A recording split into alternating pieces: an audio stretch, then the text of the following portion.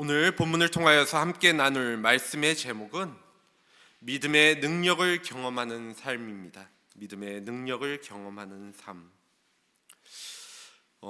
오늘 이 자리에 함께 예배드리시는 분들을 포함하여서 아마도 기독교인들이 교회를 다니면서 가장 많이 듣는 말이 믿음이라는 이야기일 것인데요. 믿음에 대한 것일 것인데, 하나님을 믿고 예수님을 믿고 또 성령님을 믿는 것이 가장 중요하다라는 말씀 어디서든지 한 번쯤 들어보셨을 것입니다. 그래서 이 가르침대로 믿음을 갖고 살아가려고 우리는 부단히 노력하지요.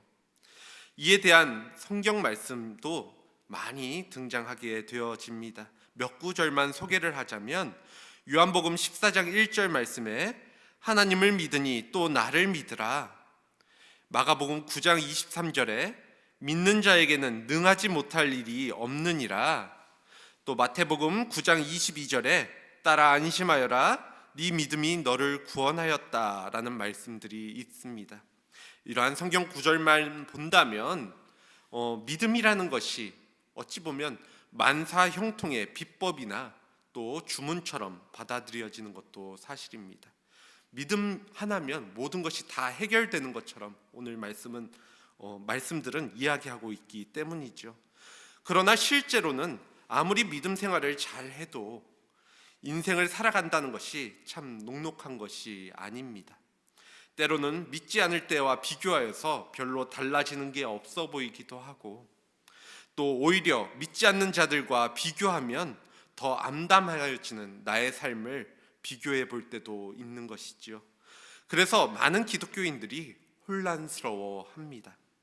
그러면서 자신에게 믿음이 없거나 믿음이 크게 부족하여서 이러한 일들이 일어나는 것인가 하며 자책하기도 하고, 또 거꾸로 믿음을 냉소적으로 비판적으로 평가해버린 채 신앙이 내게는 유익하지 않다라고 이야기하며 믿음을 저버리고 세상에 요구하는 방식과 상식을 따라 살아가는 사람들도 있습니다.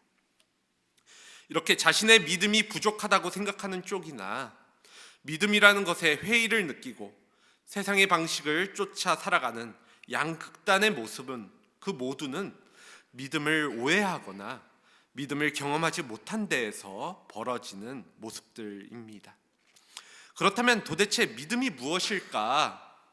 믿음에는 실제로 능력이 있는 것일까?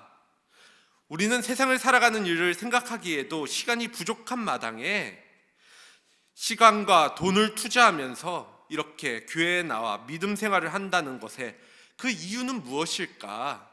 라는 질문이 가능하실 것입니다. 그리고 더 나아가 우리의 믿음과 삶이 왜 계속해서 흔들리는 것일까? 교회가 가르치는 대로 믿음이 정말 그렇게 내 삶에 있어서 중요한 것일까? 라는 질문들도 가능하여지겠지요. 이러한 질문에 대한 대답을 오늘 설교 본문인 요한복음 3장 18절은 단도직입적으로 다음과 같이 이야기합니다. 본문 18절 말씀입니다. 그를 믿는 자는 심판을 받지 아니하는 것이요 믿지 아니하는 자는 하나님의 독생자의 이름을 믿지 아니하므로 벌써 심판을 받은 것이니라. 여기서 두 종류의 사람이 언급되어지고 있는데요. 바로 예수님을 믿는 자와 믿지 않는 자입니다. 그리고 그 결과 믿는 자는 심판을 받지 않지만 믿지 않는 자는 벌써 심판을 받은 것이라고 기록하고 있습니다. 예수님을 믿는 자는 심판을 받지 않고 믿지 않는 자는 벌써 심판을 받는다라는 말씀은 마치 우리에게 협박처럼 들리기도 하지요. 사실 사이비 이단 교주들도 주로 이러한 식의 발언들로 그들의 입지를 공고히 다집니다. 그래서 자기를 따르지 않는 자들은 모두 구원에서 제외된다라고 이야기하며 겁박을 하지요. 또 다른 한편으로 정상적인 교회를 다닌다 하여도 어떤 기독교인들은 이 말씀을 근거로 하여서 교회 밖의 사람들이 구원에서 제외되었다라고 주장하기도 합니다. 성경에 기록된 말과 문자라는 것, 글로써 표현되는 것에는 한계가 있기에 표면적으로 읽혀지는 것만을 집착하여 생각한다면 우리는 그 안에 있는 의미나 근본을 놓치기 쉽습니다. 그렇기에 우리는 이렇게 조금은 과격하게 표현된 오늘 이 말씀의 표현을 그 배경이 무엇인지를 먼저 살펴볼 수 있어야 하는데요. 오늘 이 말씀의 배경은 본문 직전에 1절에서부터 이어지는 그 유명한 예수님과 니고데모의 대화에 있습니다.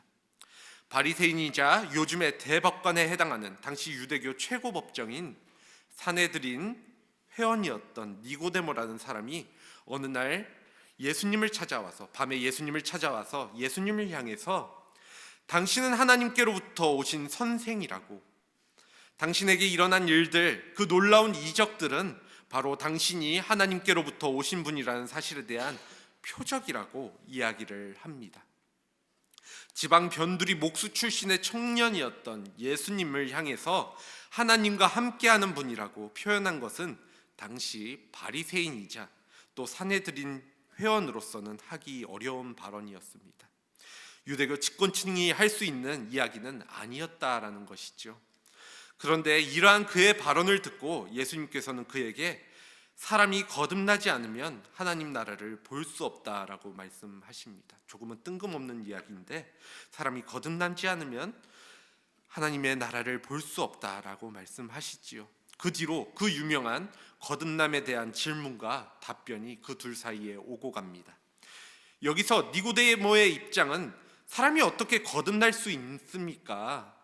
거듭난다라는 것은 사람이 어머니 뱃속에 다시 들어갔다 나와야 하는 것이기에 그 거듭난다라는 말은 가능하지도 않고 아무 근거도 없는 이야기다라는 입장이고, 반대로 예수님의 입장은 성령님에 의하지 않으면 너희는 그 거듭남을, 다시 태어난다라는 그 입장을, 새로운 생명을 얻는다는 그 입장을 이해할 수 없다, 그 신비를 경험할 수 없다라는 것이었습니다. 예수님과 니고데모는 일종의 신학 논쟁을 펼치고 있었던 것인데 결과론적으로 이 논쟁이 합의에 이르지는 못합니다. 이 이야기는 예수님과 니고데모의 신학 논쟁에 국한되어 있지 않고 초기 기독교와 또 유대교 사이의 신학 논쟁과도 연결되어져 있는데요. 요한복음을 기록한 사도 요한은 당시 초대교회의 공동체가 처한 상황을 이러한 이야기 형식으로 전하고 있는 것이죠. 그래서 요한복음은 기록 연대가 대략 기원 후 80년대에서 90년대 사이로 복음서 중에서 가장 늦게 기록되었다라고 알려져 있는데, 이 시기가 언제인가를 살펴보면, 즉 이 요한복음이 기록될 당시에 그 상황은 기독교와 유대교의 관계가 더 이상 좋게 유지되기 어려웠던 상황이었습니다. 그래서 서로 대립하게 된 상황이 만들어진 계기가 있었는데, 그것이 기원 후 70년에 끝난 유대 전쟁에 있었죠. 이 유대 전쟁이 무엇이냐 하면, 그 기원 후 66년에 로마 제국의 압제로부터 많은 압박을 받다 보니까 우리나라로 치면 독립운동을 하듯이 로마 제국으로부터 독립하고자 했던 유대인들이 대대적인 반란을 일으키게 되어지는데, 이를 막기 위해서 더 심한 압박을 가하다 보니까 로마가 예루살렘을 함락시키고 성전을 파괴해버리는, 불태워버리는 일이 일어나게 됩니다. 그래서 이스라엘은 국가를 잃어버리는 결과를 얻게 되고, 또 세계 만방으로 이스라엘 민족이 땅을 잃어버리고 흩어지는 디아스포라의 그 형태를 띈 민족이 되는 결정적인 계기가 되어지죠. 그러자 유대교는 이제 자신들의 생존을 위해서 그동안 조금은 어정쩡한 관계에 있었던 초기 기독교 공동체를 그들의 회당 공동체로부터 축출하는 작업부터 시작을 하여서 기독교인들을 자신들의 집단 밖으로 밀어내는 작업들을 시작하게 됩니다. 이러한 현상들은 예루살렘만이 아니라 로마 제국의 곳곳에서 진행되었고, 그래서 그 당시 기록된 요한복음을 보면 요한복음의 내용에서는 유대교에 반하는 정서가 강하게 표출될 수밖에 없는 것입니다. 그러한 모습을 사도 요한은 오늘 본문 직전에 니고데모를 향한 예수님의 말씀으로 표현하고 있는 것이죠. 같이 이해할 수 있는 범위를 넘어섰다라는 것입니다. 본문 11절 말씀입니다. 진실로 진실로 내게 이르노니 우리는 아는 것을 말하고 본 것을 증언하노라. 그러나 너희가 우리의 증언을 받지 아니하는도다. 이 구절에서 우리는 예수님을 믿는 자들의 공동체, 즉 초기 기독교 공동체이고 너희는 예수님을 인정하지 않는 기존의 유대교를 가리키고 있습니다.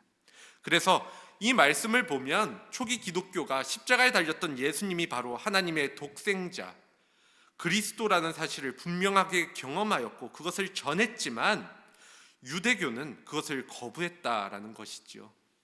여기서 우리가 너무나도 익숙하게 잘 알고 있는 요한복음 3장 16절의 말씀, 하나님이 세상을 이처럼 사랑하사 독생자를 주셨으니 이는 그를 믿는 자마다 멸망하지 않고 영생을 얻게 하려 하심이라 라는 말씀이 나오게 됩니다. 하나님이 세상을 너무나도 사랑하셔서 우리들을 너무나도 사랑하셨기에 그 멸망의 길을 향해 가는, 죽음의 길을 향해 가는 세상을, 그 멸망의 길, 죽음의 길을 향해 가는 우리를 구원하기 위하여, 영생을 얻게 하기 위하여 독생자 예수님을 보내주셨다.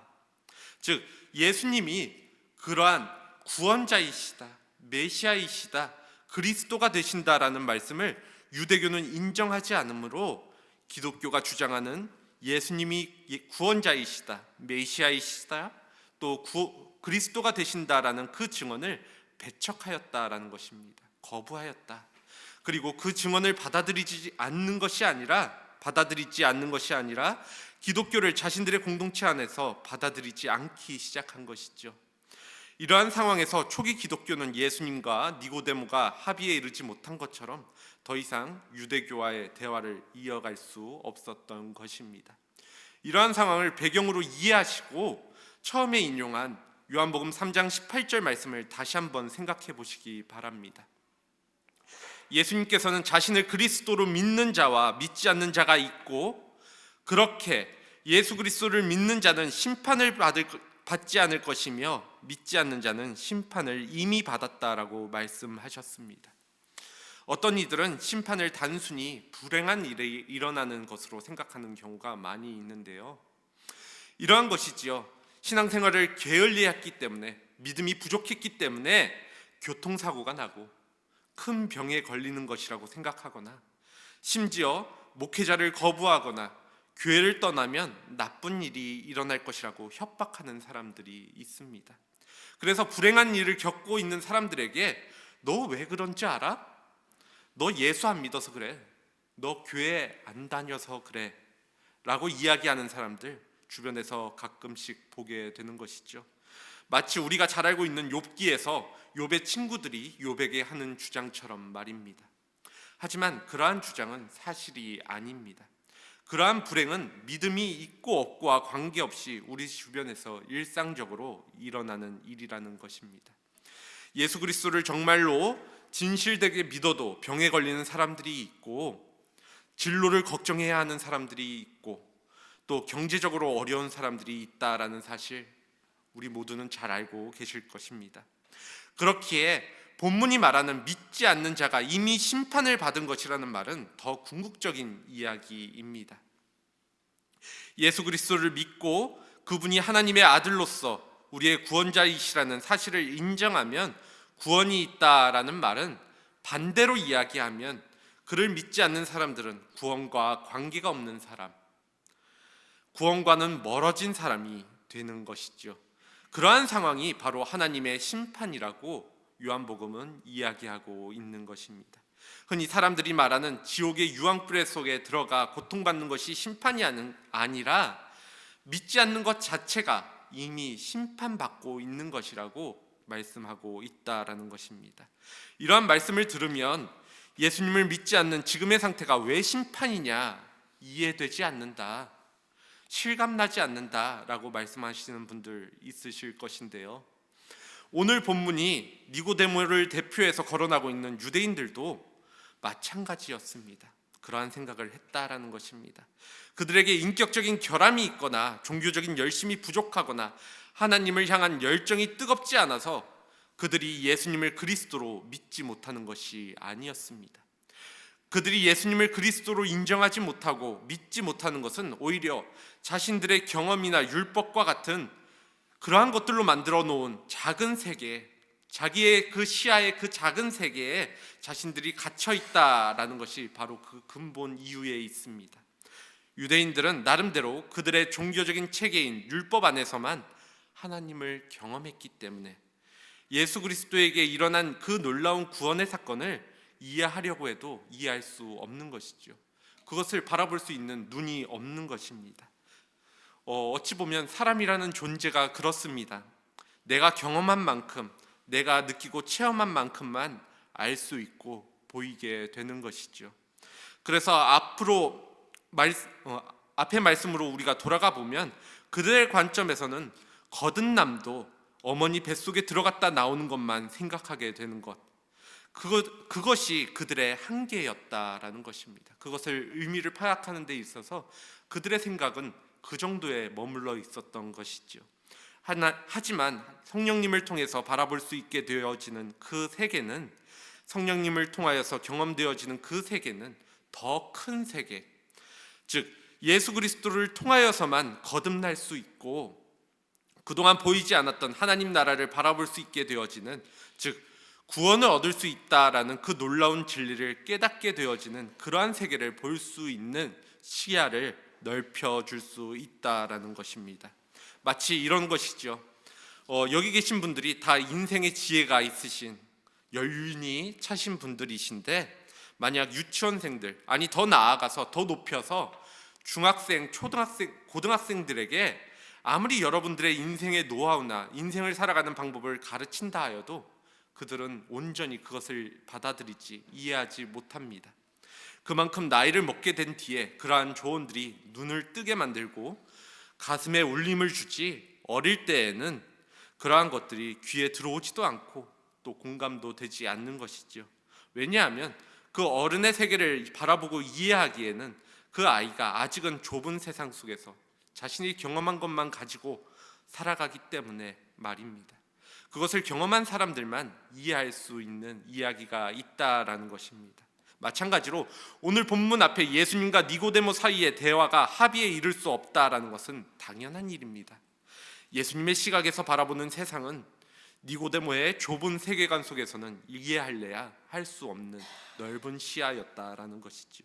그렇다면 이러한 상황에서 벗어나기 위해서는, 즉 믿지 않는 것이 이미 하나님의 심판을 받는 것이라는 그 말씀을 실제적으로 우리가 이해하기 위해서는 어떻게 해야 하는 것일까요? 이에 대한 최선의 길은 오히려 반대로 믿는 자는 심판을 받지 않는다라는 말씀을 정확하게 이해하는 것으로부터 시작해야 합니다. 믿는 자는 심판을 받지 않는 것이 무엇인가를 정확하게 이해할 수 있는 데서부터 시작해야 한다라는 것이죠. 이 말이 무슨 의미냐면, 예수님을 믿는 자는 심판을 받지 않는다는 이 놀라운 진리를 먼저 깨달아야만 한다라는 것입니다. 그래야만 순서상 믿지 않는 것이 왜 심판을 받는 것인지 알 수 있다라는 것이죠. 마치 위조 지폐를 감별하는 것과도 같은 모습입니다. 생각해보면 위조 지폐를 감별하기 위해서는 우선적으로 진짜 지폐를 매일같이 만지고 또 확인할 줄 알아야 합니다. 그것이 진짜라는 것을 먼저 파악해야 하는 것이죠. 왜냐하면 진짜를 알지 못하면 그에 반대되는 것의 진정한 의미를 구별하기가 어렵기 때문입니다. 마찬가지로 예수님을 믿지 않는 것이 왜 심판을 받는 것인지 알기 위해서는 예수님을 믿음으로 심판을 받지 않고 구원을 얻었다라는 사실을 경험해야 한다라는 것입니다. 매일같이 그것을 경험해야지 예수님과 떨어져 살아가는 삶이, 하나님과 멀어져 살아가는 삶이 왜 심판인지 깨닫게 되어진다라는 것이죠. 즉 믿는 자의 삶이 구원을 얻는 자의 삶이기에 자유함이 있고 평강이 있는데, 이를 느끼고 누려본 자만이 믿지 않는 자의 삶이 얼마나 허망하고 또 궁핍한 삶인지 그 본질을 꿰뚫어 볼 수 있다라는 것입니다. 예수님의 제자들도 원래는, 다시 말해 예수님을 만나고 나의 주님으로 그리스도로 받아들이기 이전에는 유대교의 율법이 자신의 삶의 전부인 것이라고, 그것만이 자신들을 구원할 수 있을 것이라고 생각했지만, 예수님을 경험한 이후로는 유대교라는 율법의 종교의 한계를 깨닫게 된 것과 같은 이치입니다. 예수님을 경험해 보니 유대교가 전통이라고 이야기하며 저지르고 있었던 잘못들이나 그들의 모습에는 구원이 없다라는 놀라운 사실을 볼 수 있게 된 것이라는 사실입니다. 또한 특별히 오늘 본문을 보면 사도 요한은 15절에서 그를 믿는 자마다 영생을 얻게 하려 하심이라, 16절 그를 믿는 자마다 멸망하지 않고 영생을 얻게 하려 하심이라, 18절 그를 믿는 자는 심판을 받지 아니하는 것이요와 같이 믿는 자라는 표현을 여러 번 언급하는데요. 그런데 그 각각의 표현이 조금씩 다릅니다. 그를 믿는 자마다 영생을 얻는다, 멸망을 당하지 않는다, 심판을 받지 않는다. 이 세 구절이 말하는 핵심은 믿는 자에게 구원이 임한다라는 사실입니다. 구원은 우리가 잘 알고 있다시피 건짐을 받는다라는 의미이지요. 그렇게 영생을 얻는다라는 것은 영원하지 않는 이 세상에 허무하고 또 끝이 정해져 있는 삶으로부터 건짐을 받는다라는 의미를 갖고 있습니다. 또 멸망당하지 않는다라는 것은 이 세상의 모든 것들이 당할 수밖에 없는 그 멸망의 끝자락으로부터 건짐을 받는다라는 의미이고, 또 심판을 받지 않는다는 건 역시도 모든 인간이 결국 직면해야 할 심판으로부터 건짐을 받는다, 즉 생명을 얻는다라는 의미입니다. 어찌 보면 이러한 구원은 모든 인류의 바람이죠. 다른 종교들 역시도 이러한 구원을 추구합니다. 또 종교만이 아닙니다. 실상 우리의 삶을 보면 철학이나 정치, 또 학문과 사회운동도 다 이러한 것들을 목표로 하고 이러한 것들의 연결점들이 다 있습니다. 한번 생각해 보시기 바랍니다. 물에 빠져 점점 잠겨가는 사람을 구해야 한다라는 것, 배고픈 아이들이 있다면 그들을 위해서 내 먹을 것을 나누어 줘야 한다라는 것, 일자리가 없는 사람들에게 일자리를 제공해야 한다라는 것, 이러한 것과 같이 어려운 사람들을 도와주어야 한다는 것, 거기서부터 끄집어내어 구원해야 된다라는 것을 비단 기독교만의 이야기는 아니라는 것이죠. 이렇게 어려운 사람들을 도와주고 구주해야 한다는 것의 그 바탕에는 생명을 파괴하는 모든 것들에 있어서 그 생명을 건져내야 한다는, 그들을 구원해야 한다라는 그 기저가, 그 바탕이 깔려 있다라는 것입니다. 그래서 그것을 추구하려고 모든 사람들은 부단히 노력합니다. 하지만 여기서 중요한 것이 한 가지 있는데요.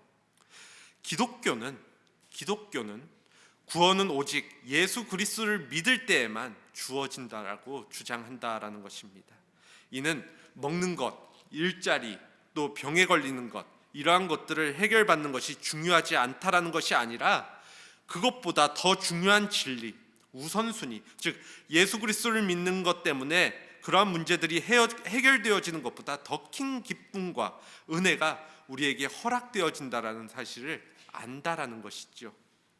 그러니 그 문제가 해결되지 않다 하더라도 예수 그리스도를 믿는 사람들은 예수 그리스도를 찬양하고 하나님을 높일 수 있는 것입니다.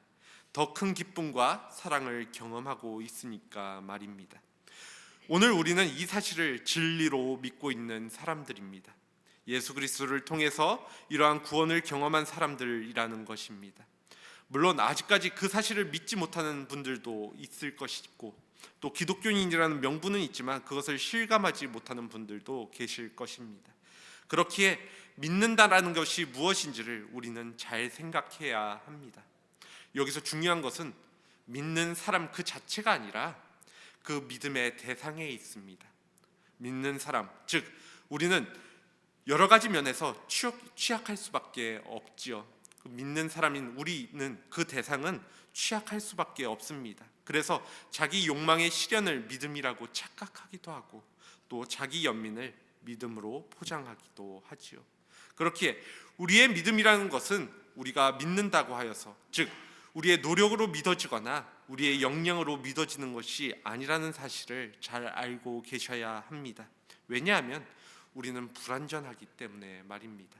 그리고 그것을 인정할 수 있어야 합니다. 그러니까 우리가 초점이 되어서 믿는다는 것에 대해서 기준을 삼는다면 우리는 계속 무너질 수밖에 없다라는 것입니다.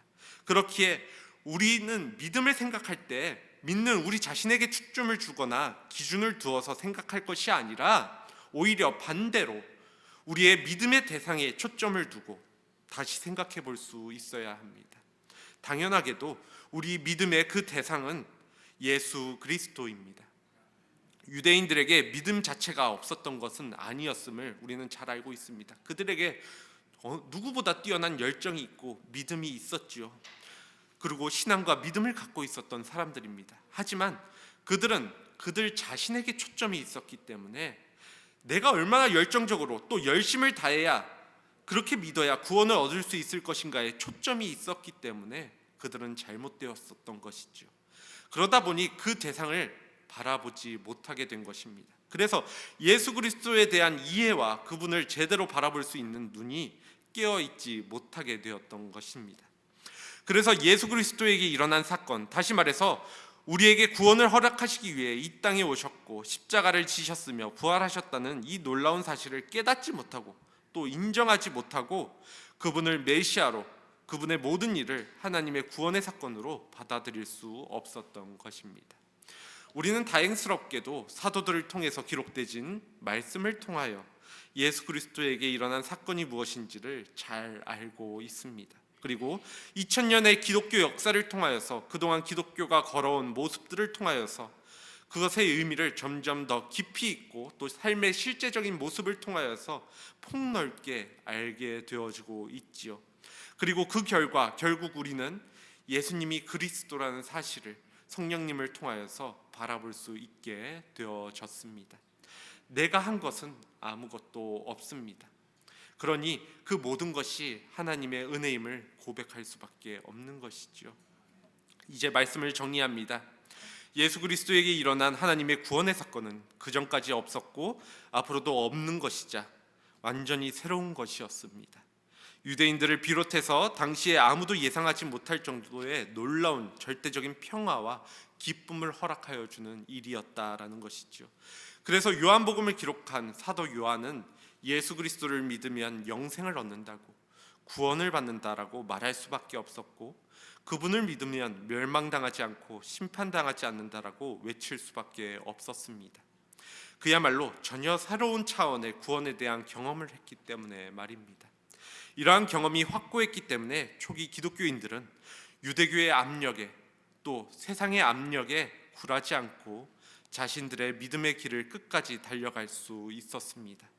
예수 그리스도를 믿는 믿음을 통하여서 세상 어느 것보다 기쁨과 평안을 누리는 또 구원을 경험하는 믿음의 능력이 그들에게 나타난 것입니다. 참 누군가에게는 이해되지 않고 또 놀라운 일이지요. 교회에서 간증하는 사람들 이야기 많이 들어보셨을 것입니다. 정말 누가 봐도 낙담할 수밖에 없는 상황에 놓여 있었던 사람이 그럼에도 예수님을 믿어 행복하다고 이야기하고 또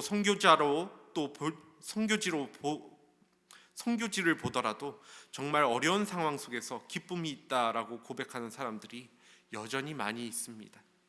그들이 정말 물질이 주는 기쁨을 몰라서 또는 세상이 말하는 성공의 기쁨을 몰라서 또는 바보같이 그 인지가 떨어져서 지혜가 떨어져서 지식이 떨어져서 그러한 고백을 하고 있는 것이 아니라 그 믿음의 능력을 경험하고 있기에 세상은 이해할 수 없어도 정말 기쁘다, 내 삶이 기쁘다, 참 감사하다, 이것이 은혜다라고 고백하고 살아가는 것이죠. 굉장히 중요한 이야기입니다. 오늘 우리는 이러한 믿음의 능력을 실제적인 삶에서 경험하고 있는지 질문 드려 봅니다. 왜 이 험한 세상에서 나의 시간을 쏟고 또 물질을 쏟아가며 나의 노력을 쏟아가며 믿음을 가지고 살아갈까 질문해 본다면 우리가 죽음 이후의 삶을 바라보고 하나님 나라에 들어가 살기 위하여 또 심판의 자리에 섰을 때 구원받아 천국에 들어가기 위하여라는 대답이 틀린 대답은 아니지만 물론 옳은 이야기이지만 그렇다면 지금 사는 세상은 그것만을 위한 고통만이 존재하는 삶인가 하는 질문이 나올 수밖에 없는 것이죠. 그래서 어떤 사람들은 우스갯소리로 난 죽기 전에 믿을래, 세상 것들 다 즐기고 나서 믿을래, 어차피 예수님 믿을 거 구원받기 위해서라며 그럼 지금을 즐기다가 죽기 직전에 믿으면 가장 행복한 거 아니야? 라고 주장하는 사람들도 있습니다. 그런데 죽음 이후의 삶이 있고 죽음 이후에 모든 사람이 지옥을 가는데 그때 심판받지 않고 천국에 가는 것만이 구원의 전부라고 이야기한다면, 극단적으로 표현하면 그러한 구원은 반쪽짜리 구원에 불과한 것입니다. 믿지 않는 자는 벌써 심판을 받고 있는 것처럼, 이미 심판을 받고 있는 것처럼, 믿는 자는 벌써 이미 구원을 얻고 있기에, 누리고 있기에 심판받지 않고 믿음으로, 그 믿음의 능력으로 기뻐하며 평강 가운데 살아가기 되기 때문에 우리가 누군가는 바보 같다 할지라도 예수님을 믿고 살아가는 것 아닐까 생각해 보게 됩니다. 그것이 지금의 삶도 구원받고 죽음 이후의 삶도 구원받는 온전한 구원이라는 것이지요. 그래서 예수님을 믿고 구원을 얻는다라는 것은 죽기 직전에가 아니라 빠르면 빠를수록 좋다라는 것입니다. 그러면 이 땅에서의 삶도 그 능력을 힘입어 충분히 주님이 주시는 기쁨과 그 평강 가운데 살아갈 수 있으니까요. 물론 이러한 믿음의 능력으로 현재를 살아가기가 쉽지 않은 것은 맞습니다. 아무리 믿음으로 살아가려 해도 세상살이가 너무 복잡하고 또 힘이 들고 유혹적이니까요. 바로 이러한 부분에서 우리의 믿음이 성장하지 못하는 악순환이 자리하고 있습니다. 예수님이 그리스도, 즉 구원자라는 사실을, 그에게 죄의 용서가 일어났다라는 사실이 믿어지지 못하고, 또 그것보다는 세상의 방식이, 세상이 바라보는 시각이 더 중요하다고, 더 옳다고 생각되어지니까 현실이 더 절절하게 내게 다가오고, 이 세상의 문제에 파묻혀 있다 보니까 믿음의 세계로 들어가지 못하게 되는 그러한 악순환이 일어나게 되어진다라는 것입니다. 이걸 뒤집어서 이야기하면, 믿음의 세계로 들어가게 되면 세상의 것들이 작아질 것이며, 이렇게 세상의 문제가 작다라는 사실을 알게 되면, 그것이 별거 아니다라는 사실을 알게 되면, 그때서야 예수 그리스도에게 일어난 하나님의 구원의 사건이 더욱더 우리의 눈에는 선명하게 드러나게, 잘 보이게 된다라는 것입니다. 그러한 믿음의 눈이 생기면서 세상의 세력으로부터 자유하게 되어지고, 또 그것 아니어도 나는 세상을 살아갈 수 있다라는 그러한 해방되어지는 삶을 살아갈 수 있게 된다라는 것이죠. 그렇기에 우선적으로 예수 그리스도를 온전히 믿는 그 일을 늘 생각할 수 있기를 원합니다. 오늘 말씀 속에서 예수님께서는 예수 그리스도를 믿는 자는 심판을 받지 않는다고, 생명을 얻는다라고 말씀하고 계십니다. 여기서 말하는 생명을 얻는다라는 말씀은 단순히 생명이 늘어난다거나 또 다른 사람들보다 건강하게 오래 산다는 것을 의미하는 것이 당연히 아닙니다. 이는 하나님의 통치 가운데 머무르게 된다라는 것을 의미하죠. 생명의 통치 안에 머무르게 된다. 정말 놀라운 말씀인데요. 그래서 그것을 영생이라고 이야기합니다. 예수 그리스도를 믿는다는 것은 이 사실에 자신의 운명을 맡기고, 더 나아가 지금 여기 이미 그것을 실제의 삶으로 살아내는 것을 의미합니다.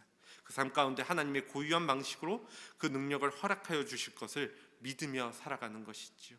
그렇기에 저와 여러분들이 이러한 믿음의 능력 안에서 살아가기를 진심으로 요청드립니다.